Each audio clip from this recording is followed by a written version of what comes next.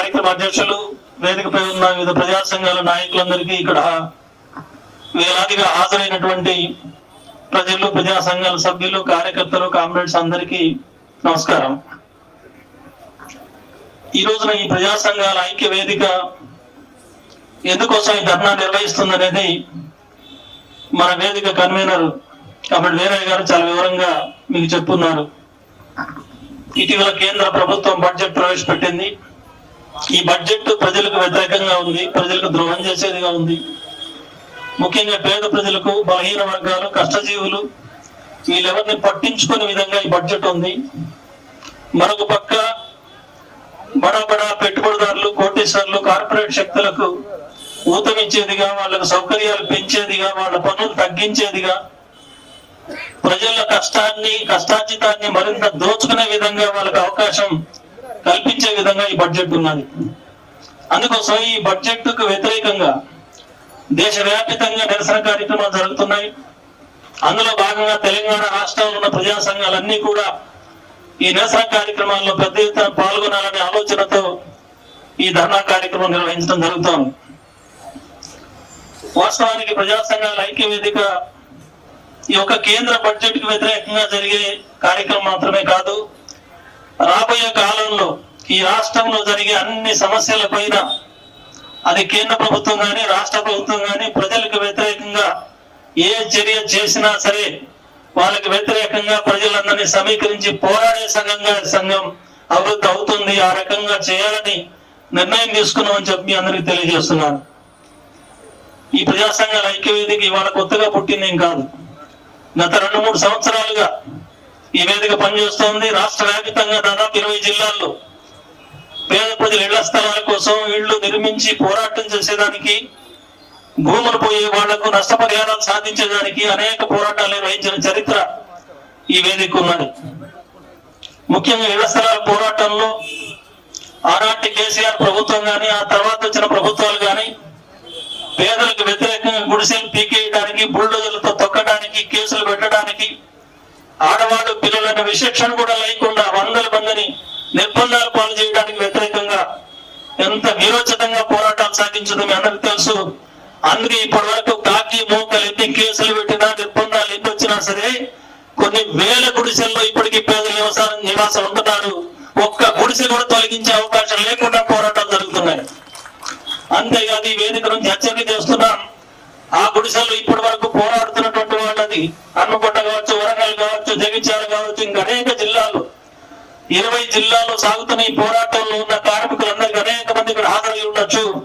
వాళ్ళందరికీ వేదిక విజ్ఞప్తి చేస్తున్నందుకు హామీ ఇస్తున్నది, ఒక్క గుడిసె కూడా ఖాళీ చేసే సమస్య లేదు. పట్టాలు వచ్చేదాకా, అట్లాగే కొత్త ఇల్లు నిర్మించేదాకా, డబుల్ బెడ్రూమ్ వచ్చేదాకా, లేక వీళ్ళమ్మ ఇందిరమ్మ ఇల్లు, రాజీవ్ ఇల్లు వచ్చేదాకా వదిలే సమస్య లేదు. అది గత కేసీఆర్ ప్రభుత్వం చేసిన వాగ్దానం అమలుపకుండా ప్రజలకు పంగనామాలు పెట్టినందువల్లనే వాళ్ళని ఇంట్లో కూర్చోబెట్టారు. ప్రజలు వాళ్ళ ఇంట్లో కూర్చోబెట్టారు కదా, నన్ను గత్తెక్కించారు కదా అని చెప్పి రేవంత్ రెడ్డి గారు సంతోషపడితే సంబరం కాదు. చేసిన వాగ్దానాలు, ఎన్నికల్లో అధికారం కోసం, అధికారం రావడం కోసం చెప్పిన ప్రతి మాట అమలు జరిపి తీయాలి. అట్లా అమలు జరిపేదానికి రేపు వచ్చే బడ్జెట్, ఇప్పుడు కేంద్రం వారు బడ్జెట్ ప్రవేశపెట్టారు, దాని రుచి మనకు దొరికింది. ఇంకా రాష్ట్ర ప్రభుత్వం వాళ్ళు ఇంకా పెట్టలేదు, రేపు పెట్టబోతున్నారు ఇంకొక 15 రోజుల్లో, 20 రోజుల్లో.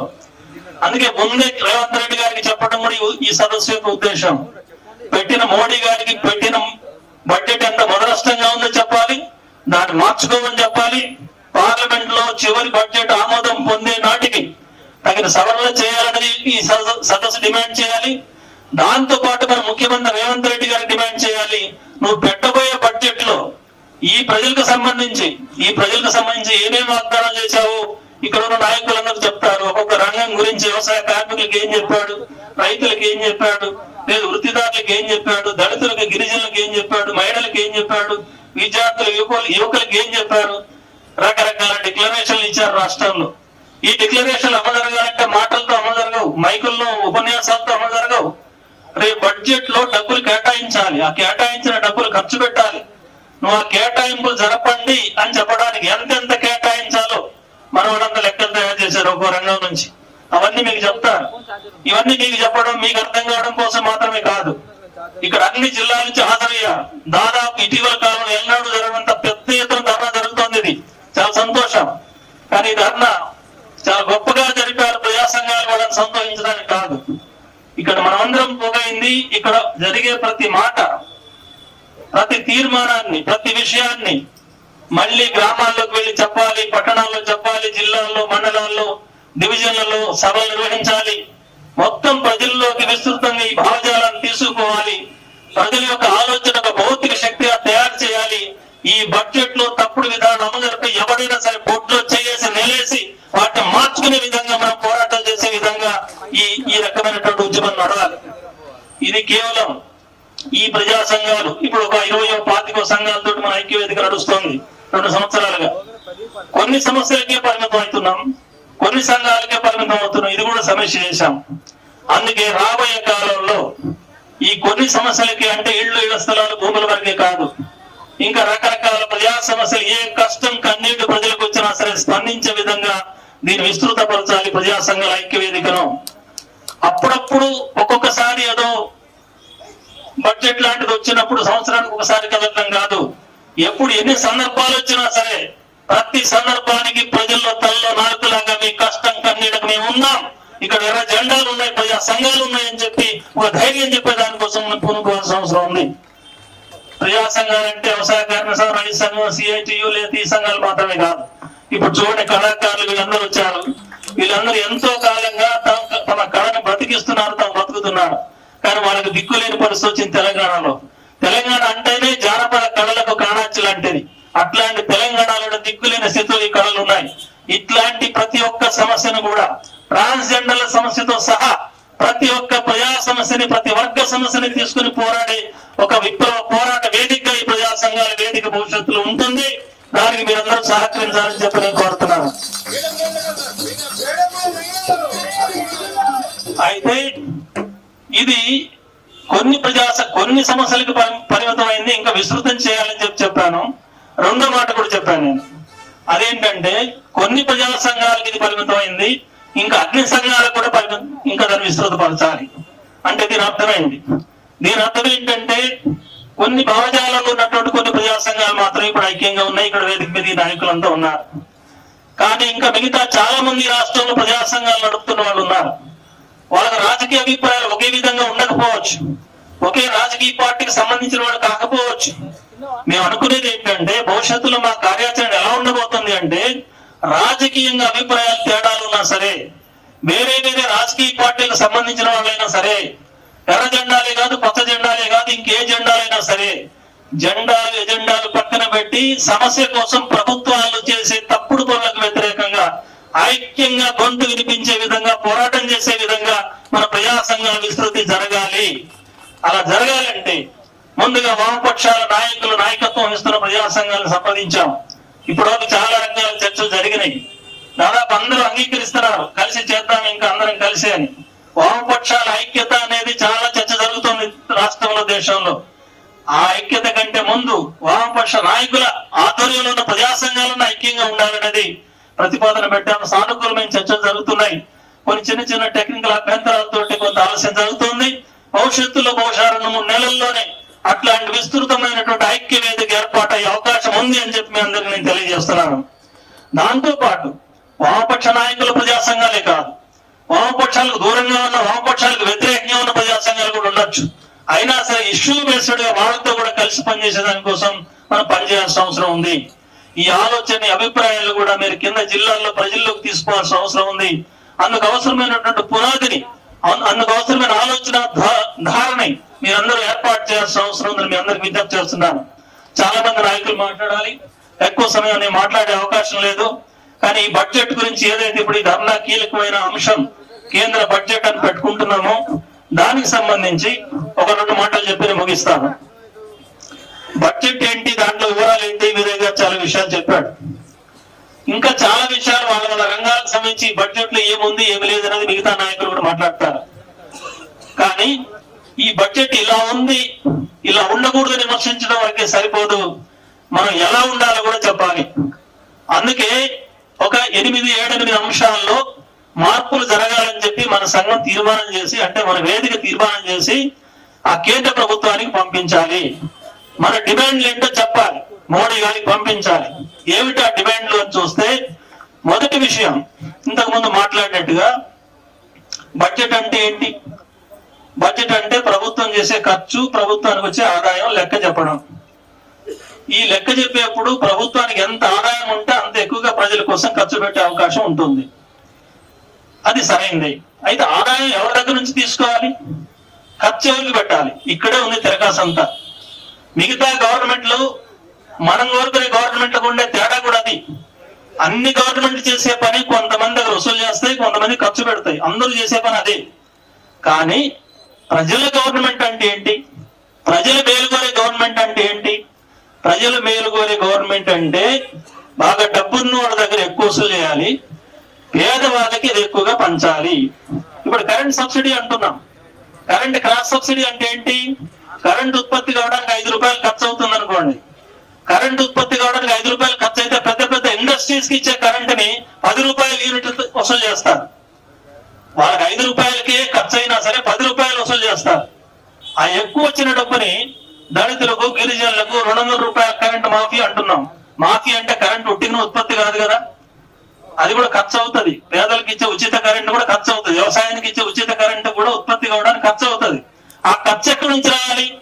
గవర్నమెంట్ పెడితే దివాళా తీస్తుంది గవర్నమెంట్, పనిచేయదు. కాబట్టి గవర్నమెంట్ పెట్టడం కాదు, గవర్నమెంటే పెట్టాలి. కానీ గవర్నమెంట్ ఎక్కడి నుంచి వస్తుంది అంటే ఉన్నోడి దగ్గర వసూలు చేయాలి, లేనోడికి పెట్టాలి. అది సరైనటువంటి ప్రజా ప్రభుత్వం అవుతుంది. ఇప్పుడు మనం చూడాల్సింది ఇదే. మోడీ గవర్నమెంట్, రేపు పెట్టబోయే బడ్జెట్ లో రేవంత్ రెడ్డి గవర్నమెంట్ ఉన్నోళ్ళ దగ్గర ఎంత వసూలు చేస్తున్నాయి, పేదవాళ్ళకి ఎంత పెడుతున్నాయి, లేదంటే పేదవాళ్ళు నెత్తి కొట్టి ఉన్నోళ్ళకి ఏమైనా దోషి పెడుతున్నాయా? ఇది మనం చూడాలి. ఈ ప్రకారంగా చూస్తే మొన్న పెట్టిన కేంద్ర బడ్జెట్ లో 50 లక్షల కోట్ల రూపాయల బడ్జెట్ లో పేదవాళ్ళని దోస్తున్నారు. ధరల పేరుతో, ఇంకా సబ్సిడీల కోత పేరుతో, వివిధ డిపార్ట్మెంట్ల కోత పేరుతో, సంక్షేమం, సాంఘికం, రూరల్ డెవలప్మెంట్, వ్యవసాయం, అనేక పద్ధతులకంతా కోతలు పెడుతున్నారు. దీనంతా తీసుకుపోయి పెద్ద పెద్ద కార్పొరేట్ శక్తులకు దోచిపెడుతున్నారు. కార్పొరేట్ శక్తులు ఎందుకు దోచిపెడుతున్నారు? వాళ్ళు ఆర్గ్యుమెంట్ చెప్తున్నారు మోడీ గవర్నమెంట్ వాళ్ళు. ఏమనంటే, కార్పొరేట్లు అంటే ఎవరు? మీరు ఏదో డబ్బులున్న వాళ్ళు అని వాళ్ళ మీద ఏడిస్తే ఉపయోగం లేదు. వాళ్ళు 1,00,000 కోట్లు ఉన్నా సరే వాళ్ళు ఏమి జేబులో పెట్టుకుని ఇంట్లో కూర్చోవట్లేదు. 1,00,000 కోట్లు పెట్టుబడులు పెడుతున్నారు, పరిశ్రమలు పెడుతున్నారు, ఉత్పత్తి చేస్తున్నారు, దేశానికి ఉపయోగపడుతున్నారు, ఉద్యోగాలు ఇస్తున్నారు. కాబట్టి అట్లాంటి కష్టపడుతున్న పెట్టుబడిదారులకు ఇంకా సహాయం చేస్తే ఇంకా ఎక్కువ పెట్టుబడులు పెడతారు, ఎక్కువ ఖర్చు పెడతారు, ఎక్కువ ఫ్యాక్టరీలు పెడతారు, ఎక్కువ ఉద్యోగాలు ఇస్తారు. అందుకోసం వాళ్ళు సబ్సిడీలు ఇస్తున్నారని చెప్తున్నారు. సబ్సిడీలు పెద్దవాళ్ళకి ఇచ్చేది రహస్యమే కదా, అందరికి తెలుసు. అది పార్లమెంట్ లో అందరి ముందు బడ్జెట్ పెడతారు. పెట్టినప్పుడు పెద్దవాళ్ళకి ఎందుకు ఇస్తున్నామని చెప్తున్నారు వాళ్ళు. పెద్దవాళ్ళ ప్రభుత్వం మాది అందుకని ఇస్తున్నామని చెప్పట్లా. పెద్దవాళ్ళకి ఇస్తేనే, వాళ్ళ ఫ్యాక్టరీ పెడితేనే కొత్త ఉద్యోగాలు వస్తాయి, పేదలకు ఉద్యోగాలు రావడం కోసం ఈ పని చేస్తామని చెప్తున్నారు వాళ్ళు. ఇది తప్పుడు సిద్ధాంతం అని మనం చెప్తున్నాం. ఇది తప్పుడు సిద్ధాంతము. ఇది అనేక సంవత్సరాలు అమలు జరుపుతున్నారు, దీని ఫలితాలు రావట్లేదు. ఎందుకని రావట్లేదు? మన ఆర్థిక వ్యవస్థ బాగుపడాలంటే నువ్వు ఎక్కువ సబ్సిడీలు ఉన్న వాళ్ళకి, కోటీశ్వర్లకు, పెట్టుబడిదారులకు ఇచ్చి ఎక్కువ ఉత్పత్తి చేస్తే సరిపోదు. ఇప్పుడు చెప్పుల ఫ్యాక్టరీ ఉంది, 1,00,000 జతల చెప్పులు తయారు చేస్తుంది. ఇంకా ఎక్కువ తయారు చేయాలని చెప్పి చెప్పుల ఫ్యాక్టరీ వాళ్ళకి నువ్వు సబ్సిడీలు ఇచ్చి, రాయితీలు ఇచ్చి, పన్నుల కోతలు ఇచ్చి వాళ్ళకు ఉత్సాహపరిచావు అనుకో, ఇంకో 1,00,000 జతలు ఎక్కువ ఉత్పత్తి చేస్తారు. ఉపయోగం లేదు. అసలు భారతదేశాన్ని పట్టిన కర్మ ఏంటంటే, తయారయ్యే చెప్పుల జత కొనే దిక్కు లేదు. కొత్త తయారు చేస్తే ఏం చేస్తాడు? అందుకే తయారైన సరుకులు అమ్ముడుపోవట్లేదు దేశంలో. అది చెప్పులు కావచ్చు, బట్టలు కావచ్చు, కుర్చీలు కావచ్చు, ఫోన్లు కావచ్చు, లేదు ఇంకే సమస్త వస్తువులు, ప్రతి వస్తువు కూడా తయారైంది, అమ్ముడుపోవట్లేదు. ఇంకా తయారు చేయని తయారు చేసే వాళ్ళకు సబ్సిడీ ఇస్తే, వాళ్ళకు ఎంకరేజ్ చేసి రాయితీలు ఇస్తే ఉపయోగం లేదు. ఇది తప్పుడు పాలసీ అని మనం చెప్తున్నాం. మరి ఆర్థిక వ్యవస్థ బాగుపడాలంటే ఏం చేయాలి? తయారయ్యే సరుకు అమ్ముడుపోయేటట్టు చేయాలి. అమ్ముడుపోయేటట్టు చేయాలంటే ప్రజలకు అవసరం ఉండాలి, కొనే అవసరం ఉందా లేదా? ప్రజలకు తప్పనిసరిగా కొనే అవసరం ఉంది, కానీ కొనేదానికి జేబులో డబ్బులు లేవు. అందుకే మనం చెప్పే, ప్రజా సంఘాలు చెప్పే ముఖ్యమైన సూత్రం మీరు ప్రతి వాళ్ళు గుర్తుపెట్టుకోవాల్సింది, ప్రజల్లో ప్రతి మనిషికి చేరాల్సిన మాట ఏంటంటే, పేదవాళ్ళ కొనుగోలు శక్తి పెంచే చర్యలు బడ్జెట్ లో ఉండాలి. పేదవాళ్ళ కొనుగోలు శక్తి పెంచడం అంటే వాళ్ళ జేబులోకి డబ్బు రావాలి.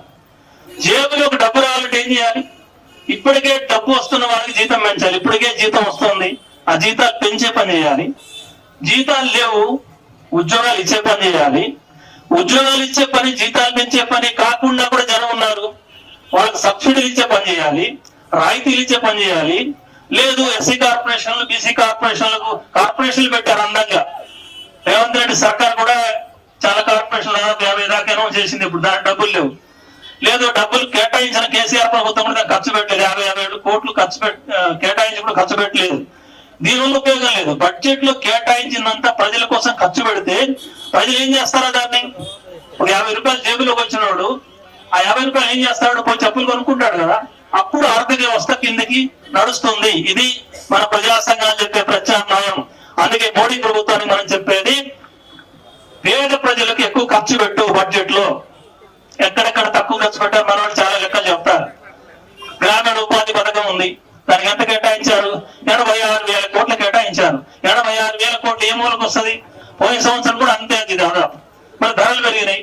పట్టణాలకు కూడా ఉపాధి హామీ కావాలని అంటున్నాం మనం. ఇంకా గ్రామాల్లో చాలా మంది కార్డు లేని వాళ్ళు ఉన్నారు, ఉపాధి హామీ పథకంలో రోజులు తక్కువ ఉన్న వాళ్ళు ఉన్నారు. వాళ్ళందరికీ కావాలంటే కనీసం 2 లక్షల కోట్లు కేటాయించాలి. 2 లక్షల కోట్లు కేటాయించకుండా కేవలం మళ్ళీ 86,000 కోట్లు కేటాయించారు గ్రామీణ ఉపాధి పథకానికి. ఇట్లాగే మిగతా అన్ని కూడా. అందుకే ఇవన్నీ పెంచాలని మనం చెప్తున్నాం. ఇవన్నీ పెంచాలంటే డబ్బులు ఎక్కడి నుంచి వస్తాయి? మరి ఇంతకుముందు చెప్పాం కదా, ఖర్చు పెట్టాలంటే ఖర్చు పెట్టాలని మనం చెప్తున్నాం చాలా మార్గాలు. కానీ ఆదాయం ఎక్కడి నుంచి రావాలి అది కూడా చెప్తున్నాం మనం. అది మిగతా వాళ్ళు చెప్పండి, మనం చెప్పేది తేడా. మనం చెప్పే ఆదాయం వచ్చే మార్గం ఏంటంటే స్పష్టంగా సూటిగా చెప్పేది. ఇందాక వినయ్ గారు ప్రస్తావించాడు, ఈ దేశంలో 200 కంపెనీలు, శతకోటీశ్వర కంపెనీలు ఉన్నాయి. శతకోటీశ్వరులు ఉన్నారు. వాళ్ళ ఆస్తులు లక్షల కోట్లకు ఉంది. మనం ఒక్కటే చిన్న మాట చెప్తున్నాం, ఇక్కడ ఆదాయం పన్ను ఉంది దేశంలో, మన దేశంలో, కానీ సంపద పన్ను లేదు. చాలా దేశాలు సంపద పన్ను ఉంది. సంపద ఉంటే వాడు పర్సంటేజ్ కట్టాలి. ఆ రకంగా చూసి 4% సంపద పన్ను వేయమని మనం డిమాండ్ చేస్తున్నాం. అంటే వాడు 100 రూపాయలు ఉంటే, 100 రూపాయల సంపద ఉంటే 4 రూపాయలు ట్యాక్స్ అయ్యి. ఎవరికి? సంపద ఉన్న ప్రతివాడు కాదు. ఈ మాట చెప్పగానే మీ ఊళ్ళో పోయి రైతు ఇంటి గట్టిగా బిల్డింగ్ ఉన్నవాడు చూసి సంపద పన్ను ఏమని చెప్తున్నారు మన వాళ్ళు అని అంటే వాడు పన్ను వ్యతిరేకిస్తుంటాడు, నా ఇంటి మీద పన్ను వేస్తారేమో. 200 మందికి మనం చెప్పేది, 200 మందికి ఒక్కొక్కడికి 100 కోట్ల ఆస్తులు ఉన్నాడు, లక్షల కోట్ల ఆస్తులు ఉన్నాడు. ఈ 200 మందికి 4% చొప్పున పన్ను వేస్తే 100 లక్షల కోట్లు వస్తాయి. 100 లక్షల కోట్లు వస్తాయి గవర్నమెంట్ కి. ఎంత పనైనా చేయొచ్చు, ఎన్ని సబ్సిడీలని ఇవ్వచ్చు, ఎన్ని ఇళ్ళైనా కట్టవచ్చు, ఎన్ని వైద్యశాలైనా కట్టవచ్చు, ఎంతమంది పేదవాళ్ళకైనా ఉద్యోగాలు ఇవ్వచ్చు, కొత్త ఫ్యాక్టరీలు పెట్టవచ్చు. ఇది మనం చెప్పేటువంటి పరిష్కారం. ఈ పరిష్కారం ఎంతగా ప్రజల్లోకి ఎక్కించగలిగితే, ఎంతగా ఉద్యమం ఉధృతంగా చేయగలిగితే అప్పుడు అంతగా ఫలితం వచ్చే అవకాశం ఉంటుంది. దీంతో పాటు రెండో విషయం, రైతాంగానికి, గ్రామీణ ప్రాంతాల్లో రైతాంగం దుస్థితిని తొలగించకుండా ఈ దేశం బాగుపడటం సాధ్యం అసంభవం. మనకు తెలుసు, సంవత్సరం పాటు ఢిల్లీ కేంద్రంగా రైతులు ఎంత పెద్ద పోరాటం చేశారు. మొన్నోడు అనుకున్న మోడీ కూడా మెడలు ఉంచి ఆ 3 వ్యవసాయ చట్టాలు రద్దు చేయించుకున్న చరిత్ర మన ప్రజా సంఘాలకు, రైతు సంఘానికి ఉంది అని మనం గుర్తుపెట్టుకోవాలి. అయితే ఆ సందర్భంగా మోడీ ఇచ్చిన హామీ ఇంతవరకు నెరవేరలేదు. అంటే గిట్టుబాటు ధర ఏదైతే స్వామినాథన్ కమిషన్ చెప్పిందో, పండిన పంట మీద ఎంత ధర వేయాలి, ఖర్చులు ఎంత లెక్క కట్టాలని, 80% ఎక్స్ట్రా వేయాలని ఈ సూత్రం పాటించట్లేదు ప్రభుత్వం. ఆ ధర నిర్ణయించడం లేదు రైతులు పండించిన పంటకు. ఇది చెయ్యాలి, దాన్ని లీగలైజ్ చేయాలి, చట్టంలో ఉండాలి. ఏదో ఒక జీవో ఇవ్వడం, లేదో గవర్నమెంట్ ఒక ప్రకటన చేయడం కాదు, చట్టమే చేయాలి. చట్టం చేస్తే అప్పుడు మార్కెట్ లో రైతు గట్టిగా నిలదీసి అడగడానికి అవకాశం ఉంటుంది, అమలు చేయడానికి అవకాశం ఉంటుంది. కాబట్టి ఇది రెండో డిమాండ్ మనం చెప్తున్నాం. మొత్తం భారతదేశాన్ని వర్తించే విధంగా వ్యవసాయ పంటలకు మినిమం వేజ్ ఇచ్చే, కనీస పంట ధర ఇచ్చే విధంగా చట్టపరం చేయాలి అనేది రెండో డిమాండ్ గా మనం పెడుతున్నాం. అట్లాగే పబ్లిక్ సెక్టర్ యూనిట్స్ ని ప్రైవేటైజ్ చేయడం అనేది చాలా పెద్ద ఎత్తున చేస్తున్నారు. దీనివల్ల కార్మికుల హక్కులకు భంగం కలుగుతుంది. కార్మిక చట్టాలు తీసుకొచ్చి వాటిని ఇంకా బలహీనం చేసే ప్రయత్నం చేస్తున్నారు. కాబట్టి ఈ ప్రైవేటీకరణ అనే దాన్ని మనం పూర్తిగా వ్యతిరేకిస్తున్నాం. అట్లాంటి ప్రతిపాదనలన్నింటినీ కూడా మనం విరమించుకోవాలని కోరుతున్నాం. ఇప్పుడు ఎల్ఐసిని ప్రైవేటీకరణ చేసేదానికోసం ఈ బడ్జెట్ లో ప్రతిపాదన ఉంది. ఇట్లాంటి అన్ని కూడా వెనక్కి తీసుకోవాలి ఫైనల్ బడ్జెట్ ఆమోదించే లోపుగా అనేది మనం డిమాండ్ చేస్తున్నాం. దాంతో పాటు ఇందాకే చెప్పినట్టుగా 86,000 కోట్ల రూపాయలు కేటాయించినటువంటి ఉపాధి హామీ పథకానికి కనీసం 2 లక్షల కోట్లు కేటాయించాలి. దానికి రెట్టింపు చేయాలి అని చెప్పి మనం అడుగుతున్నాం. ఇది ఒక ముఖ్యమైన డిమాండ్. దాంతో పాటు గ్రామాల్లో ఉన్నటువంటి చౌకధరల దుకాణాలు పేరుకు మాత్రం నడుస్తున్నాయి. దాంట్లో బియ్యం మాత్రం అక్కడక్కడ ఇస్తున్నారు, కొన్ని చోట్ల అక్రమాలు జరుగుతున్నాయి. కొత్తగా రేషన్ కార్డు ఇవ్వట్లేదు. కాబట్టి ప్రజలందరికీ కనీస ఫుడ్ గ్యారంటీ, తిండి గ్యారంటీ ఉండాలంటే, ఆ రేషన్ అందరికీ అందేట్టుగా ఉండాలంటే ప్రతి ఒక్కళ్ళకు కార్డు రావాలి, అర్హులైన వాళ్ళందరికీ. దాంతో పాటు ఉప్పు పప్పుతో సహా 14-16 రకాల వస్తువులు కేరళలో ఇచ్చినట్టుగా అన్ని రకాల వస్తువులు ఇవాళ ఒక బియ్యం మాత్రమే ఇస్తే సరిపోదు. ఈ రకమైన డిమాండ్ చేయాలి మనం.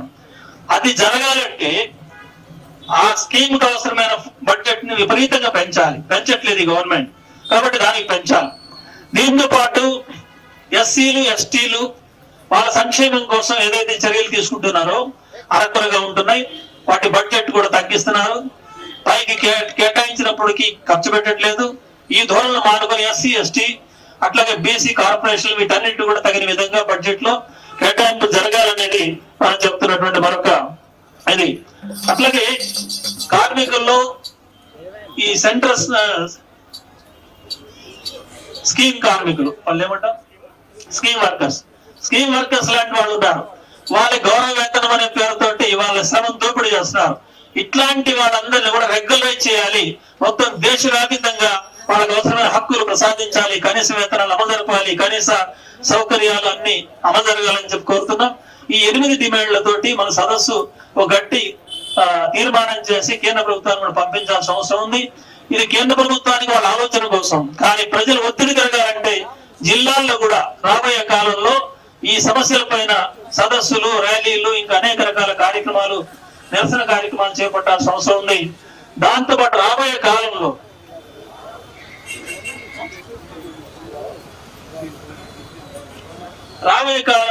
రాష్ట్ర బడ్జెట్ లో ఏ అంశాలు ఉండాలో కూడా మనం ఇప్పటి నుంచే రేవంత్ రెడ్డి గారి ప్రభుత్వాన్ని ఒత్తిడి చేయాల్సిన అవసరం ఉంది.